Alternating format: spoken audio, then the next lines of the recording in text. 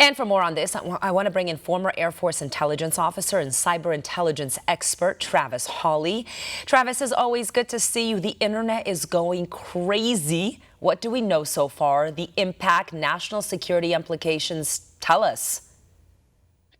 Yeah, as usual, there's plenty of conspiracies and beliefs out there about what is actually happening. But what we do know is around 12 a.m. Pacific Standard Time, 3 a.m. Eastern Standard Time, reports started coming into the website Down Detector, which is a crowdsourced website where people can report any type of outages on any service really that exists.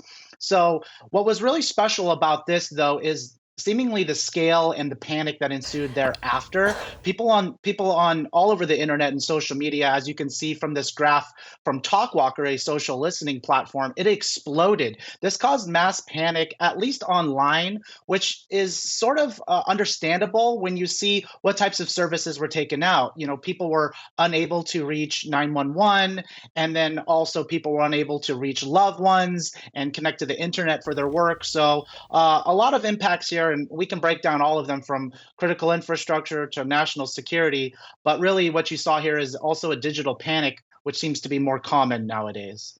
There were speculations of solar flares, but there are people saying, well, if it was a solar flare, why did it take out telecommunications in particular? Wouldn't it take out other things Yeah, as well?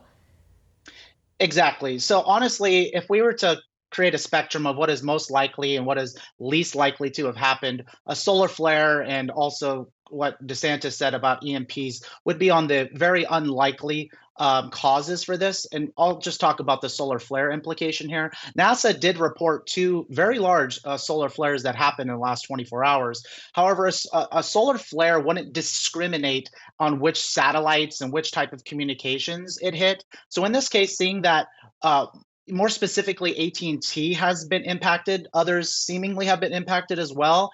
Solar flare would not decide to target AT&T. It would be indiscriminate in the sense that it would affect all, if not some, of all types of satellites that are in orbit. So a solar flare is actually possible, but highly unlikely in this case. For all our viewers asking where One America News is heading in the future, we would like to introduce you to OAN Live.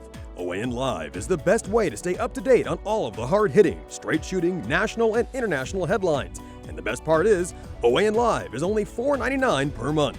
All the credible, honest, unbiased reporting One America News offers at a fraction of the cost of cable.